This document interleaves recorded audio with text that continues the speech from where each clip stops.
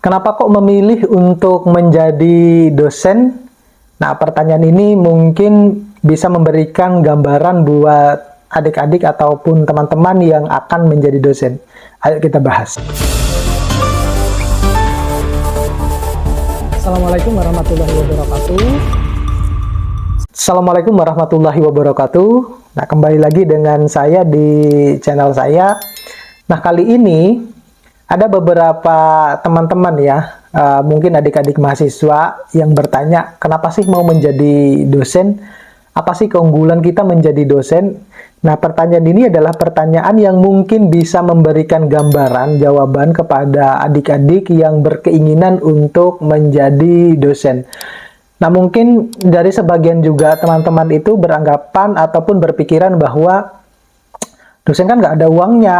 Nah, gitu. Ataupun dia mungkin masih banyak pekerjaan-pekerjaan yang lain yang mungkin uangnya lebih banyak gitu. Ya.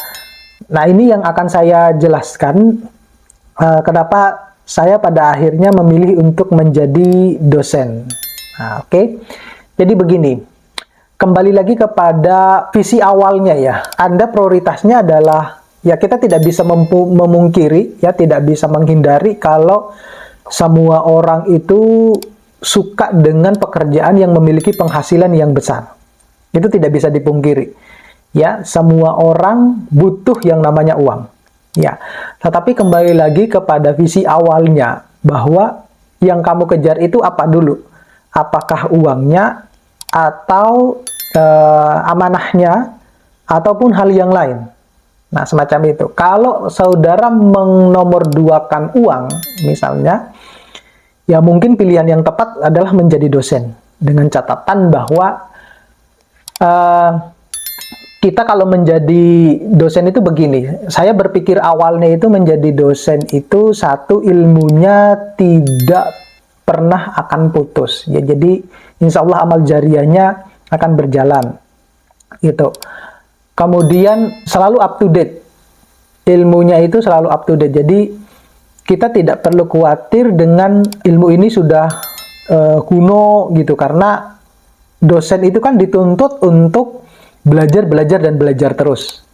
Jadi ya saya nggak tahu kalau yang lain ya. Tetapi saya kira mayoritas semua dosen dituntut untuk update terhadap ilmu-ilmu pendidikannya. Jadi disesuaikan dengan zamannya ya. Di sisi yang lain, mungkin ada yang juga beranggapan bahwa kalau menjadi dosen itu ketemunya dengan banyak mahasiswa ya, fresh, jadi tidak bosan lah gitu. Jadi ya kita selalu bertemu dengan orang-orang baru ya. Berbeda halnya mungkin dengan orang-orang yang bekerja kantoran seperti misalnya di pemerintahan ataupun yang lain ya, orangnya ya itu saja. Sekalipun datang ya klien ya hanya cuma 1 atau 2 orang. Nah, berbeda dengan yang dosen. Kemudian kalau saya mungkin ini yang alasan konyol ya bagi saya mungkin ya. Saya tipikal orang yang tidak suka dengan seragam. Nah itu jadi kenapa saya pada akhirnya memilih dosen, karena kalau dosen itu bebas pakaiannya. Tidak terikat, tidak tidak didikti bahwa saudara harus berpakaian Senin ini, Selasa ini, Rabu ini, enggak gitu. Saya bukan tipikal yang semacam itu. Oleh karena itu saya lebih memilih menjadi dosen karena ya saya bebas mau berpakaian, yang penting sopan dan rapi ya, semacam itu. Jadi tidak didikti untuk sama dengan orang yang lain gitu berpakaiannya. Mungkin itu salah satu alasan konyol bagi saya, tetapi alasan utamanya itu adalah selain amal jariah juga ini ilmunya updating gitu. Dan kebetulan saya juga sukanya belajar. Nah, oleh karena itu kalau berbicara tentang penghasilan dosen dari mana saja, nah kalau penghasilannya ya selain dari gaji, ya kita juga melakukan riset. Ya, melakukan riset di mana riset ini bisa kita ajukan ke Kemenristek ya, ke Kemenristek atau Kemendikbud lah, semacam itu. Ataupun kita bisa ajukan juga riset-riset yang akan didanai oleh universitas. Nah, dari situ.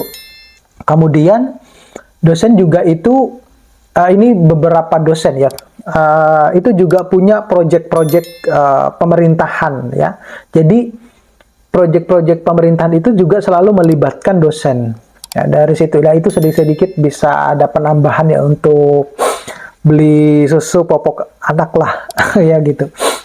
Nah, di sisi yang lain, kalau misalnya pada jabatan tertentu ya, dosen itu kan ada jabatan asisten ahli, jabatan fungsionalnya misalnya ya.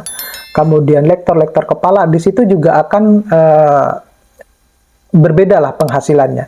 Kemudian kita juga punya yang namanya sertifikasi dosen ya, serdos yang pelaporannya kita laporkan setiap semester, kemudian kita mendapatkan bentuk reward dari pemerintah itu disesuaikan dengan jabatan fungsionalnya yang seperti yang sudah saya sebutkan tadi, yang ada asisten ahli, lektor kepala, bahkan sampai guru besar ya. Anda bisa bayangkan sendiri kalau Anda menjadi guru besar ya uangnya pasti banyak.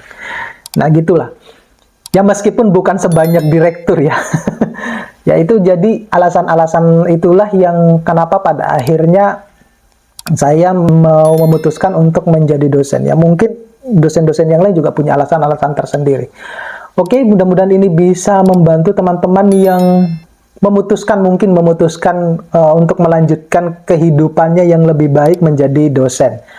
Ya, tentunya semuanya kembali kepada opsional masing-masing. Oke, terima kasih. Jangan lupa untuk subscribe, like, share, dan komen kalau memang video ini bermanfaat buat adik-adik, buat teman-teman, buat Bapak Ibu. Terima kasih. Assalamualaikum warahmatullahi wabarakatuh.